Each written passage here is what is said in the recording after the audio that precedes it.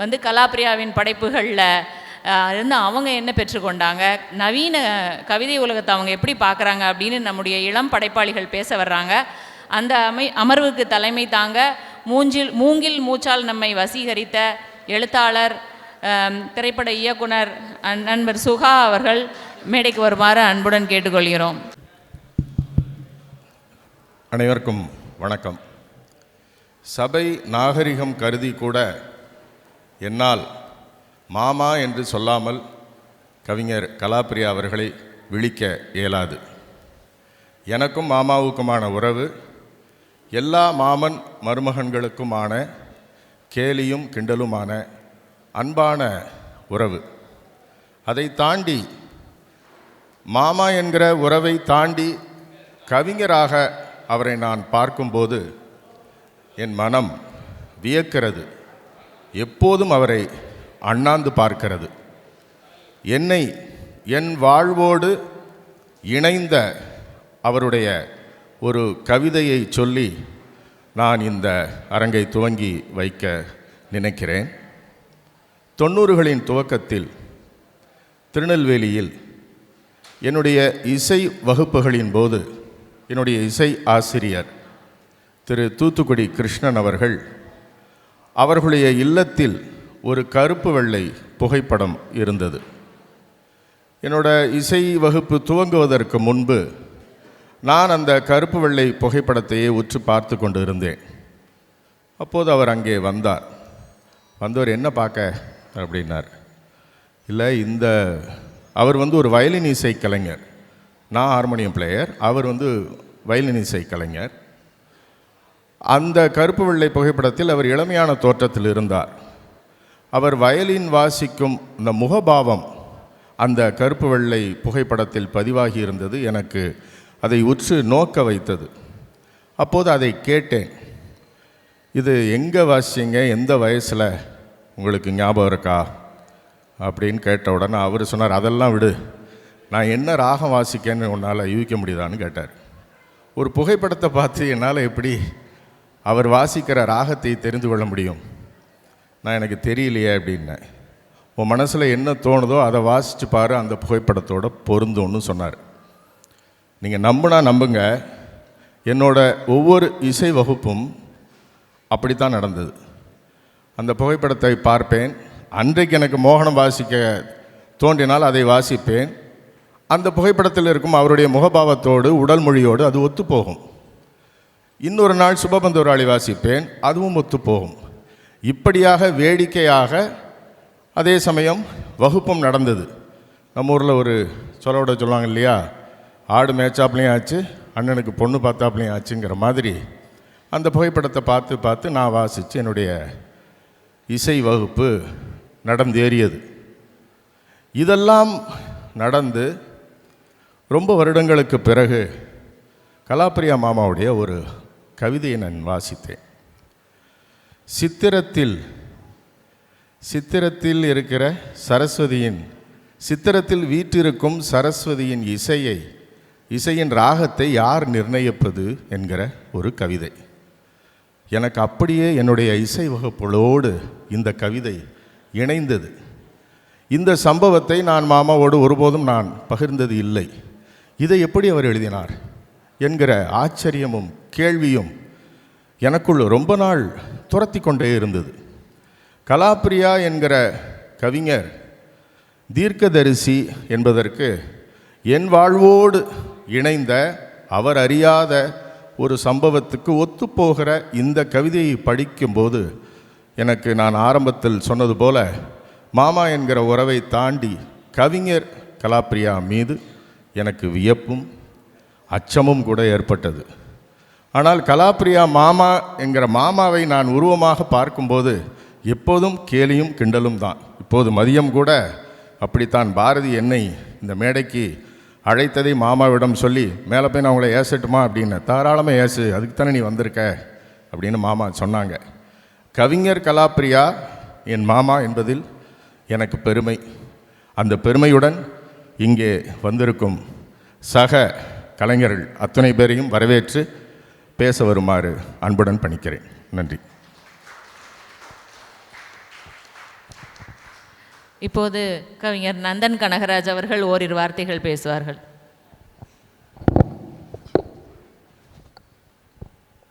அனைவருக்கும் வணக்கம்.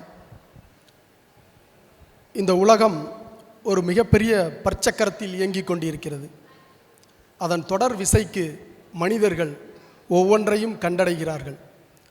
அவ்வப்போது எழும் கிரீச் சப்தங்களை யார் கவனிப்பது, கேட்பது? உண்மையில் கலையும் இலக்கியமுமே அதன் உள்ளீடுகளாக இருந்து அதற்கு ஒரு ஒழுங்கமைவை தருகின்றன. கலையும் இலக்கியமும் மானிட குலத்தின் லூப்ரிகன்ஸ் அப்படின்னு சொல்லலாம். உண்மையில் கலையும் எந்த ஒரு சமூகத்தில் அமைதியின்மை நிலவுகிறதோ, எப்போதெல்லாம் அறம் பிறழ்கிறதோ, எப்போதெல்லாம் நல்லவைகள் மதிப்பிழக்கிறதோ, அப்போதெல்லாம் கலையும் இலக்கியமும் அந்த இடத்தை கேள்வி கேட்கின்றன. கலைஞர்களும் இலக்கியவாதிகளும் தங்களுடைய படைப்புகளின் வழியாக இந்த சமூகத்தை சீர்படுத்த விளைவதற்கு தங்களால் ஆன முயற்சிகளை செய்கிறார்கள். அந்த வகையில் கலையும் இலக்கியமும் மானுட குலத்தில் ஒரு மிகப்பெரிய இடத்தை வகிக்கின்றன. இந்த 75 ஆண்டு கால வரலாற்றில் 75 ஆண்டு கால வாழ்வில் 50 ஆண்டுகளாக தன்னுடைய சொல்லிலைகளை இணைத்து வந்திருக்கும் தமிழ் நிலத்தின் மூத்த கவிஞர் கலாப்பிரியா அவர்களுக்கு எனது சிறந்தாழ்ந்த நன்றியையும் வணக்கத்தையும் அன்பையும் தெரிவித்துக் கொள்கிறேன். உண்மையில் காலையிலிருந்து கவிஞர் கலாப்பிரியா அவர்களுடைய படைப்புலகத்தை பற்றி பல்வேறு மூத்த தோழர்களும் தமிழின் முக்கியமான எழுத்தாளர்களும் கருத்துரைத்திருக்கிறார்கள். நான் கவிஞர் கலாப்பிரியா அவர்களை அவதானிக்கிற ஒரு சில விஷயங்களை இப்போ நேரம் இல்லை, அதனால் ஒரு சில பத்திகளை மட்டும் என்னுடைய கட்டுரையின் வழியாக வாசிச்சிடலான் இருக்கேன். உண்மையிலே காலையில் உட்காந்துருந்ததுலேருந்து நான் ஒரு 3 தடவை நான் பேசன்னு நினச்ச அந்த சின்ன பேச்சை மாற்றி அமைச்சிக்கிட்டேன்.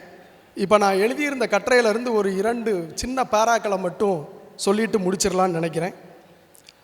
மிக மிக வலிய கேள்விகளை, புறையோடி நின்ற கட்டுத்தனங்களை தனது அக்கறையான வினவுதல்களின் மூலம் எதிர்கேள்விகளுக்கும் உரையாடல்களுக்கும் அவரது கவிதைகள் அழைப்பதை நாம் அறியலாம். அவரது கவிதை மொழியின் இயங்குதளங்களும் இயக்கு விசைகளும் சமூக யதார்த்த நிலைகளிலிருந்து எடுத்து கட்டமைக்கப்பட்டவை. ஒரு சின்னஞ்சிறிய கேள்வியை வல்லூரின் வாய்ப்பற்றி இருக்கும் இறையைப் போல நம்மிடம் காட்டும் பண்புகள் கொண்டவை கவிஞர் கலாப்பிரியாவினுடைய கவிதைகள். காலம் ஓடிக்கொண்டே இருக்கிறது.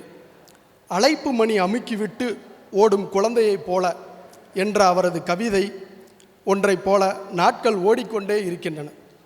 சுற்றிலும் இயங்கிக் கொண்டிருப்பவற்றின் மீது கவிஞரின் கண்கள் இயங்கிக் கொண்டிருக்கின்றன.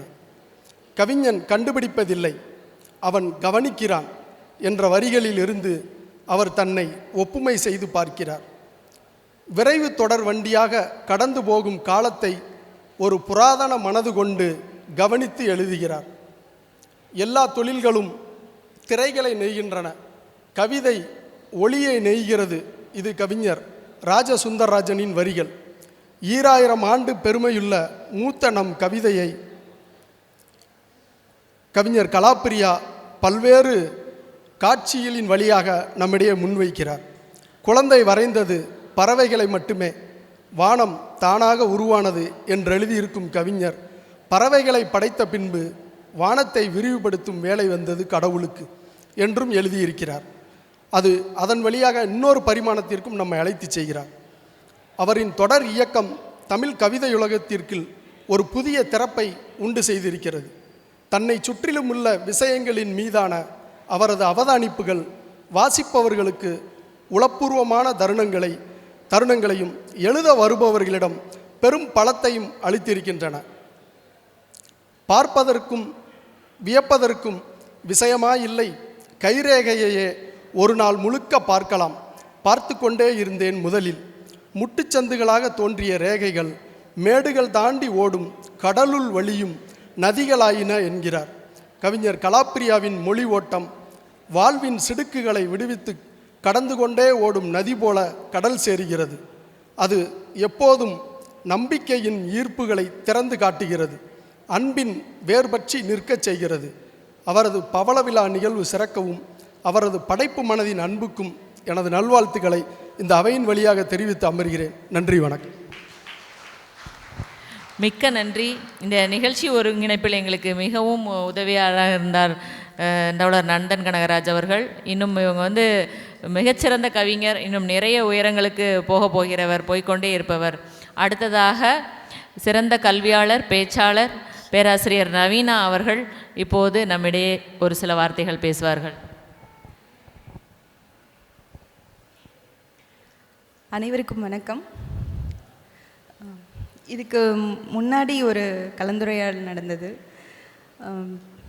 மூத்த எழுத்தாளர்கள் எல்லாரும் ஒரு அரங்கத்தில் அமர்ந்து ரொம்ப இயல்பாக சகஜமாக அவங்களோட பழைய நினைவுகள் எல்லாம் பகிர்ந்துக்கிறத பார்க்கும்போது ஒரு குடும்பமும் எழுத்தாளர்களும் சொல்லப்போனால் சங்கரன் கோவில் நகரமே சேர்ந்து ஒரு திருவிழா போல் நிகழ்ந்து கொண்டிருக்கிற இந்த விழாவை பார்க்குறப்போ இந்த விழா இந்த மாதிரியான விழாக்கள் எவ்வளவு முக்கியத்துவம் வாய்ந்தது அப்படிங்கிறத புரிஞ்சிக்க முடியுது.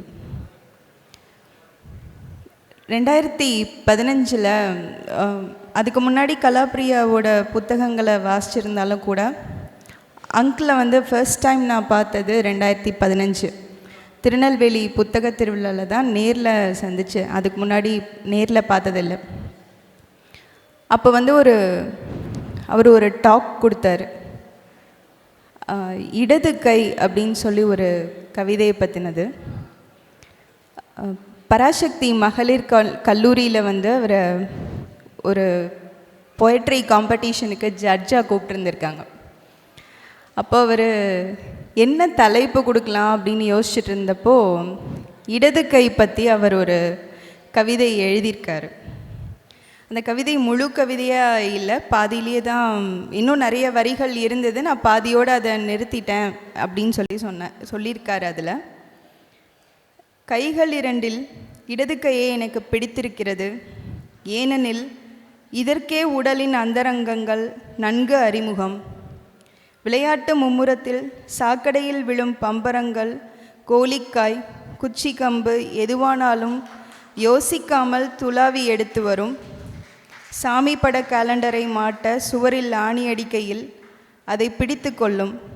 வலது கை தப்பு செய்தால் வலுவாய் சுத்தியல் அடி வாங்கி கொள்ளும். இந்த மாதிரி இந்த கவிதை நீண்டு கொண்டே செல்கிறது.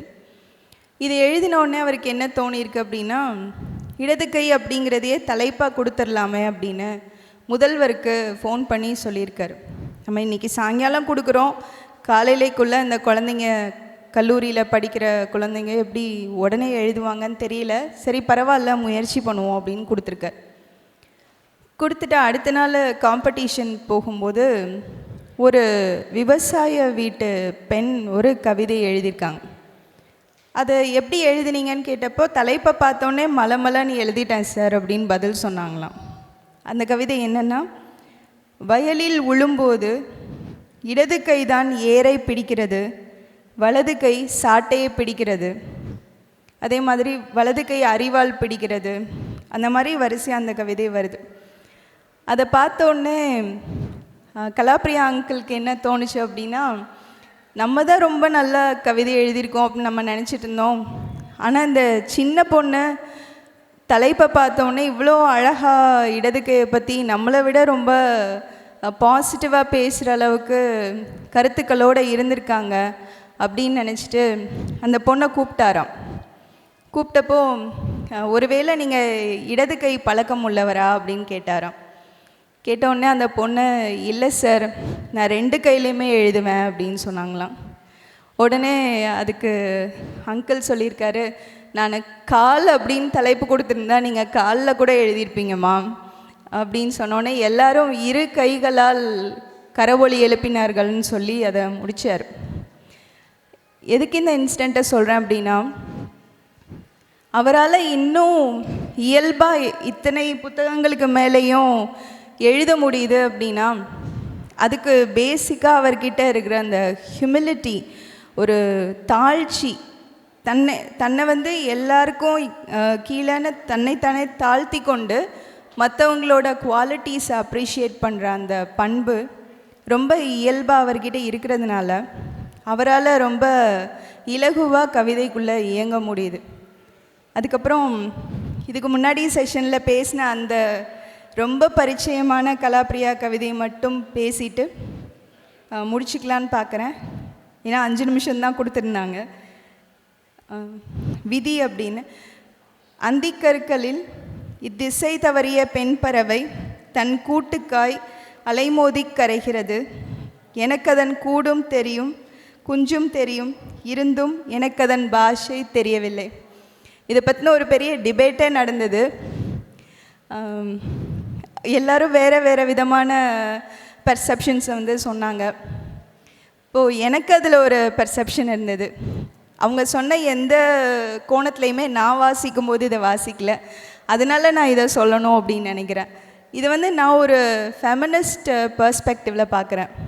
ஏன்னா ரொம்ப அழகாக 3வது வரியிலேயே பெண் பறவை அப்படின்னு சொல்கிறாரு. கீழே இருந்தும் எனக்கு அதன் பாஷை தெரியவில்லை அப்படிங்கிறார்.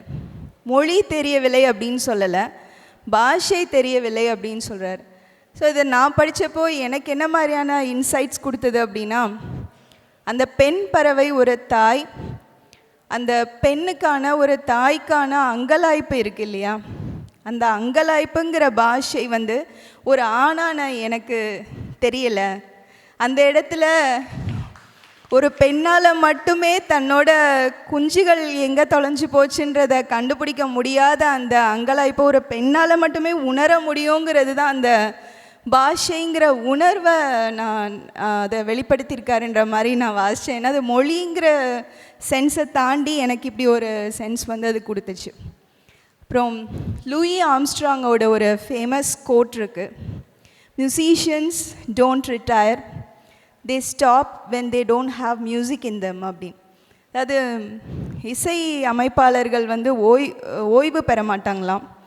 அவங்களுக்குள்ள மியூசிக் இல்லை அப்படின்னா அவங்க ஸ்டாப் பண்ணிப்பாங்க அப்படின்னு. இதுக்கு என்ன அர்த்தம்னா, என்றைக்குமே இசை ஒருத்தருக்குள்ளே இருக்கிற இசை வந்து தீர்ந்து போகாது.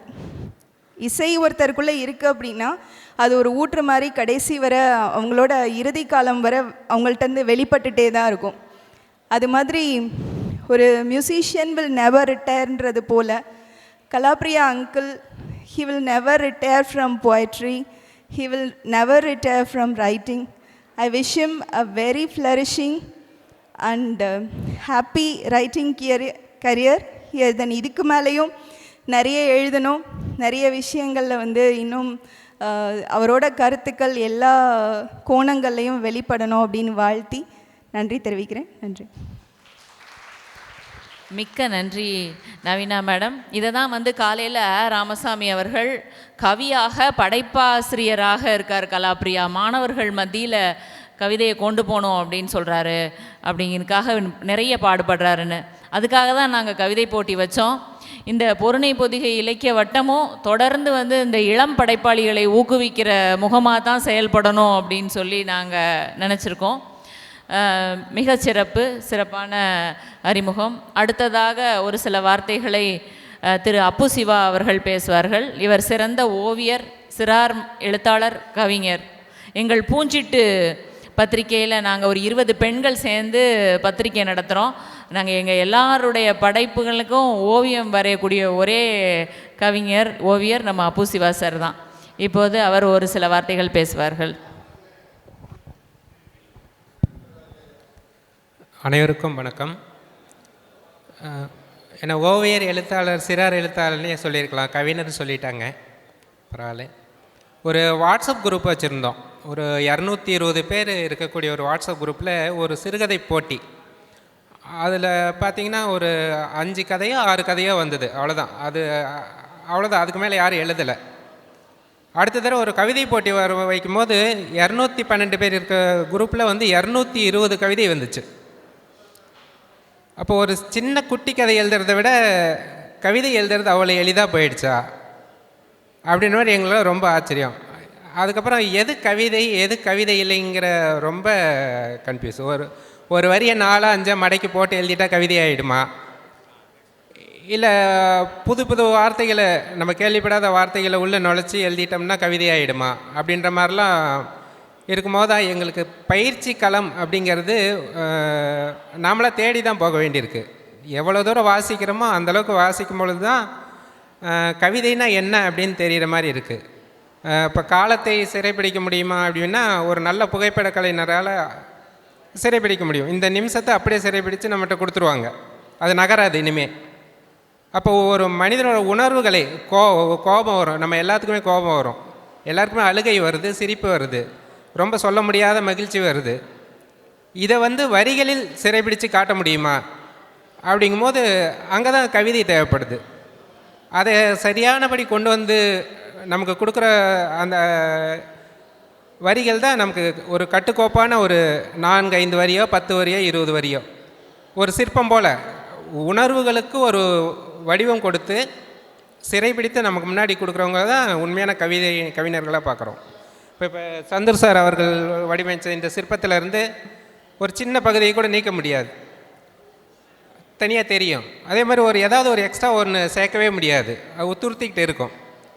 ஒரு அற்புதமான ஒரு கவிதையில் ஒரே ஒரு வார்த்தையை கூட நீக்க முடியாதுன்னு சொல்லுவாங்க, புதுசாக ஒன்று சேர்க்கவும் முடியாதுன்னு சொல்லுவாங்க. அது முடிஞ்சிருச்சு, அது வகையில் முழுமையடைஞ்ச ஒரு கவிதை. ஓடுகிறவனுக்கு தான் எல்லை பற்றிய கவலை, துரத்துவருக்கு என்ன அப்படின்னு கலாப்பிரியா சார் எழுதுறார். அந்த வரியில் அதுக்கப்புறம் நம்ம என்ன சேர்க்க முடியும்? அது சொல்ல வந்த அத்தனை உணர்வுகளையும் அது கொடுத்துருது. அதுக்கு மேலே அதில் நம்ம என்ன பண்ண முடியும்? இப்படி நினச்சதை நம்ம முன்னமே சொன்ன மாதிரி கோபம், அழுகை, சந்தோஷம், காதல், இப்படி எல்லாவற்றையுமே ஒரு நல்ல கவிஞனால் மட்டுமே கட்டுக்கோப்பான ஒரு அமைப்பாக கொடுக்க முடியும். இது மாதிரி புதிதாக கவிதை எழுத எங்களுக்கு எல்லோரும் வாசிப்பதற்கு முதல்ல நிற்கிற பேர்களாக பார்த்திங்கன்னா கலாப்பிரியா, கல்யாண்ஜி, இவங்களோட கவிதைகள் தான் எங்களுக்கு பாடமாக இருக்குது. அதுக்கப்புறம் தான் பாரதி பக்கமே போக வேண்டியிருக்கு இப்போதைய நவீன கவிதைகள் பொறுத்தவரையில்.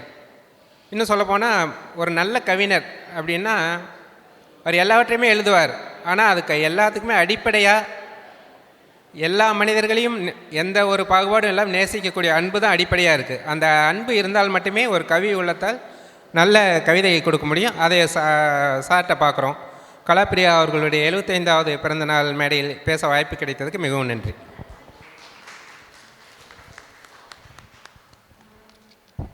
அடுத்ததாக எங்கள் அன்பு தோழி, நான் எழுத்துத்துறை குடும்பத்திலேயே பிறந்து வளர்ந்துருந்தாலும் என்னை கையில் பேனாவை கொடுத்து இந்த கிணத்துக்குள்ளே தள்ளிவிட்ட அன்பு சகோதரி டாக்டர் தேவி பிரபா. இவர் மனநல மருத்துவர்.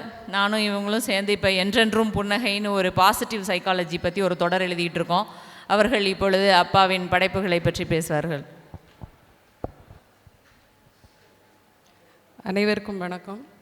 நேரமின்மை காரணமாக ஓரிரு வரிகள் அல்லது ஓரிரு வார்த்தைகளில் என்னுடைய உரையை முறித்துக் கொள்கிறேன். 50 ஆண்டுகளுக்கு மேலாக எழுதி கொண்டிருக்கும் கவிதைகளை பற்றி நான் சொல்வதற்கு ஒன்றுமே இல்லை. எல்லோரும் பேசி முடித்துவிட்ட பிறகு நான் சொல்வதற்கு என்ன இருக்கின்றது? ஒரே ஒரு கவிதை, மொழியின் மாறுவேடங்களை கவிதை என்ற அவருடைய கவிதை ஒன்றை மட்டுமே நான் சொல்லிக்கொண்டு முடிக்க விரும்புகின்றேன். நன்றி.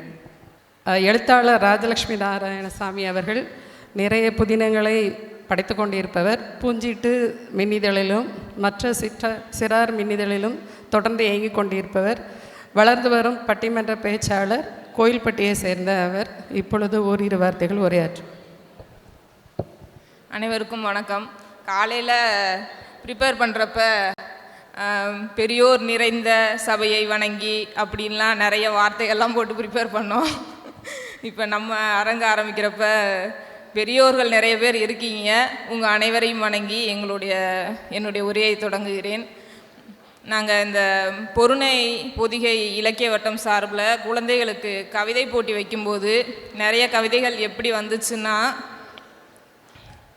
இங்கே சில கவிதைகள் சாட்ஜிபிடியின் சலசலப்பில் பிறந்தன, கோபைலட்டில் கோலாகலமாய் விழுந்தன, ஏஐயின் ஏடாகூட வார்த்தைகளாய் வளர்ந்தன, இயந்திர இதயத்தின் மௌன மொழிகளாய் குவிந்தன, அத்தனையும் மீறி மனதை மயக்கின பல கவிதை பூக்கள். அவற்றில் சிலவற்றை நம்ம மாலையாக தொடுத்து தான் பரிசுகள் கொடுத்தோம். இப்போ வர்ற நிலைமை எப்படி இருக்குது அப்படின்னா, ஏஐயும் சாட்ஜிபிடிலையும் இருந்து கவிதைகள் வாங்கி போட்டிக்கு அனுப்பலாம் அப்படின்ற நிலைமை இருக்குது. இந்த மாதிரி ஒரு சூழலில் ஒரு படைப்பை ஒருத்தங்க உருவாக்கணும் அப்படின்னா அவங்களுக்கு ஒரு குழந்தையோட மனசு இருக்கணும். கவிதை என்பது ஒரு கணத்தில் பிறப்பது. ஆனால் வாசிக்கும் போதெல்லாம் நிகழ்வது. கலாப்பிரியாவோட கவிதைகளை பற்றி எடுத்துக்கணும் அப்படின்னா, கவிதை எழுதுறதுக்கு ஒரு குழந்தையோட மனசு வேணும், இல்லை குழந்தைகளோடு இருக்கணும். அவர் கூட இருந்த குழந்தைகள் இருந்துக்கிட்டு அகிலாண்ட பாரதியும் தரணியும், அவர் ஏதாவது குழந்தைகளை பற்றி கவிதை எழுதும்போது, ஏன்னா நான் இப்போ ஒரு தாயாக இருக்கிறதுனால, என்கிட்ட 2 சின்ன குழந்தைகள் இருக்கிறதுனால குழந்தைகளை பற்றின படைப்புகள் தான் என்னைய ரொம்ப கவருது. அப்படி பார்க்கும்போது அவருடைய கவிதைகள் ஏதாவது குழந்தைகளை பற்றி இருக்குது அப்படின்னா நான் வேகமாக அவங்ககிட்ட ஓடுவேன். அக்கா பார்த்தீங்களா, உங்களை பற்றி கவிதை எழுதியிருக்காரு, உங்களுக்கு அந்த ஒரு பேர் கிடச்சிருக்குல்ல, அது இருந்துட்டு எவ்வளோ பெரிய குடிப்பின. நம்ம அந்த கவிதையை வாசிக்கும்போது அந்த கவிதைக்குள்ளே இருக்கிற அந்த உயிர் நம்ம கூடையே உலாவிக்கிட்டு இருக்குல்ல, அந்த உணர்வு இருந்துக்கிட்டு வெளியில் சொல்ல முடியாதது. அது அவங்க உணர்றாங்களா இல்லையான்னு தெரியல. தமிழ் உள்ள காலம் வரைக்கும் கலாப்பிரியாவுடைய கவிதைகளில் அவருடைய குழந்தைகள் வலம் வரப்போகிறார்கள். அந்த பாக்கியம் வந்துட்டு எத்தனை பேருக்கு கிடைக்கும்னு தெரியலை. அதனால் அந்த குழந்தைகள் பற்றின கவிதைகள், சில கவிதைகள், அவருடைய கவிதைகளை உங்களுக்கு வாசித்து காட்டலான்னு நான் இருக்கிறேன். தன்னை பின்தொடரும் குழந்தை வழி தவறிவிடக்கூடாது என்று தேனருந்திய பூவிலேயே பசியுடன் அமர்ந்திருக்கிறது ஒரு வண்ணத்து பூச்சி. அழுவதும் சிரிப்பதும் என மொழி பழகா குழந்தை ஆரம்பித்து வைத்தது டிஜிட்டல் மொழி. இறகு இன்னும் மெதுவாக தவழ்ந்திறங்குகிறது ஏந்த போவது குழந்தை என்றறிந்து. அடங்கி மடிக்குள் இருத்தி வைத்திருந்த 3½ வயது குழந்தை நடத்துனர் அருகில் வருகையில் எழுந்திருந்து அம்மாவை இக்கட்டுக்குள்ளாக்கும் எழுதி பழகியவன் சொன்னாலும் அடங்காது விடியற்கால படிமங்கள். மீன் வரைந்ததும் முனையொடிந்த பென்சிலை அவசரமாய் சீவுகிறது குழந்தை தண்ணீர் கோடுகள் தீற்ற. இப்படி நான் இருந்துட்டு ஒரு இளம் தாயாக இருக்கிறதுனால எனக்கு குழந்தைகளை பற்றின கவிதைகள் அவர்கிட்ட இருந்து நிறைய கிடைக்கிற மாதிரி ஒவ்வொருத்தருக்கும் வந்துட்டு கிடைக்கும். இப்போ ஒரு இறகுன்னு எடுத்தால் இறகை பற்றி ஒரு 50 கவிதை எழுதியிருப்பாருன்னு நினைக்கிறேன். அந்த மாதிரி இருந்துட்டு இப்போ குழந்தைகளை பற்றி கலாப்பிரியாவினுடைய கவிதைகளில் குழந்தைகள் அப்படின்ற தலைப்பில் யாராவது முனைவர் பட்ட ஆய்வு செஞ்சாங்கன்னா நான் ரொம்ப மகிழ்ச்சி அடைவேன். அப்பா இன்னும் நிறைய எழுதணும். வாழ்த்துக்கள். நன்றி.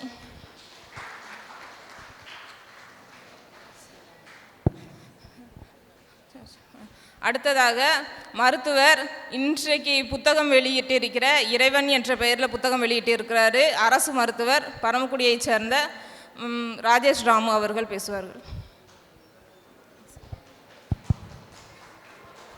அனைவருக்கும் வணக்கம். இது ஒரு அற்புதமான நாள். எனக்கு கொடுக்கப்பட்டிருக்கிற இந்த நேரத்தில் வெயில் நன்றாக தாழ்ந்திருக்கிறது. அவையை பார்ப்பதற்கு இருக்கைகள் அங்கொன்றும் இங்கொன்றுமாக பார்ப்பதற்கே அழகாக இருக்கிறது. ஒரு கவிதையை பார்ப்பது போல இருக்கிறது மேலிருந்து பார்ப்பதற்கே. ஒரு அவை கூடியிருக்கிறது, கவிதைகளுக்காக கூடியிருக்கிறது, ஒரு கவிஞருக்காக கூடியிருக்கிறது, தமிழுக்காக கூடியிருக்கிறது என்று நினைக்கும் போதே மகிழ்ச்சியாக இருக்கிறது. இந்த விழாவிற்கு வந்ததிலிருந்தே ஒவ்வொரு நொடியும் என் மனதில் அது ஓடிக்கொண்டே இருக்கிறது. ஒரு அவை கவிஞருக்காக, கவிஞரை புகழ ஒரு அவை கூடுகிறது என்றால் உலக அளவில் இதுவரை எத்தனை அவை கூடியிருக்கும் என்று சிந்தித்து பார்த்து கொண்டே தான் அமர்ந்திருந்தேன். உண்மையில் கவிஞர்கள் என்பவர்கள் மீறலின் வெளிப்பாடு அப்படின்னு சொல்லுவேன் நான். அதாவது மரபணுக்கள் இருக்கு இல்லையா, ஜீன்ஸ், மரபணுக்கள் மீறும் பொழுது அதை மியூட்டேஷன், மரபணு பிறழ்வு அப்படின்னு சொல்லுவோம். அப்படி மரபணு பிறழும் போது ஒரு புது வகையான உயிரினம் உருவாகும். குரங்கிலிருந்து மனிதன் வந்ததே ஒரு மரபணு பிறழ்வு தான். ஆசைகளுக்கு தகுந்த மாதிரி மரபணுக்கள் பிறழும். அந்த மாதிரி ஒரு ஒரு ஒரு பிறழ்வு, ஒரு மீறல் ஒரு கவிஞன்கிட்ட இருந்துக்கிட்டே இருக்கும். என்னை பொறுத்த வரைக்கும் ஒரு மீறல், அந்த பிறழ்வு இருக்கக்கூடியது தான் ஒரு காத்திரமான கவிதை அப்படின்னு நான் நம்புகிறேன். அது உங்களுக்குள்ள ஒரு தாக்கத்தை ஏற்படுத்தணும், ஒரு மெல்லிய தாக்கமாக அது இருக்கணும். இதை ஒரு மையமாக கொண்டு தான் ஒரு கவிதை உலகத்தையே மாற்ற முடியும்னு சொல்லுவாங்க. அந்த கவிதையானது நமக்குள்ளே நமக்குள்ள ஒரு தூண்டல்களை ஏற்படுத்தி அந்த பிறழ்வு என்ன சொல்லுதுங்கிறத நமக்குள்ளே பதிய வைக்கும். இந்த மாதிரி காத்திரமான கவிதைகளை எழுதக்கூடியவர் தான் நம்ம சார் கலாப்பிரியா. ரொம்ப அருமையாக இருக்குது. இங்கேருந்து எனக்கு பேசும்போதே பூரிப்பாக இருக்குது. ஒரு நொடியும் கலாப்பிரியா சார் அமர்ந்திருக்கிறார், வண்ணதாசன் சார் அமர்ந்திருக்கிறார். ஒரு காத்திரமான ஒரு கூழாங்கல் மேல் வந்து அப்படியே ஒரு தண்ணி ஓடிக்கிட்டு இருக்கிற மாதிரி இருக்குது உங்கள் ரெண்டு பேரையும் பார்க்குறப்ப. மேலேருந்து பார்க்கவே அவ்வளோ அற்புதமாக இருக்குது. ஒரு மறக்க முடியாத ஒரு நிகழ்வாக இருக்கும் அப்படின்னு நினைக்கிறேன். என் வாழ்க்கையில் ஒரு மறக்க முடியாத ஒரு நிகழ்வு. கலாப்பிரியா சாருடைய கவிதைகள் வந்து முதல்ல என் கண்ணில் பட்டதெல்லாம் வந்து அழகியல் சார்ந்த கவிதைகள் தான். அழகியல் சார்ந்த கவிதைகளை பார்த்துட்டு அழகியல் கவிதைகள் எழுதக்கூடியவர் தான் கலாப்பிரியா அப்படின்னு நான் ரொம்ப தவறாக நினச்சிட்டேன். அதுக்கப்புறம் அவருடைய கவிதைகளை படிக்க தான் அது ஒரு முடிச்சுகள் நம்ம மனசுக்குள்ளே இடுது, நம்மளை இன்னும் கொஞ்சம் திடமாக்குது. கவிதைகள்னால் வந்து கேள்வியா விடையா அப்படின்ற ஒரு கேள்வி ஒன்று இருந்துக்கிட்டே இருக்கும் தொடர்ச்சியாக.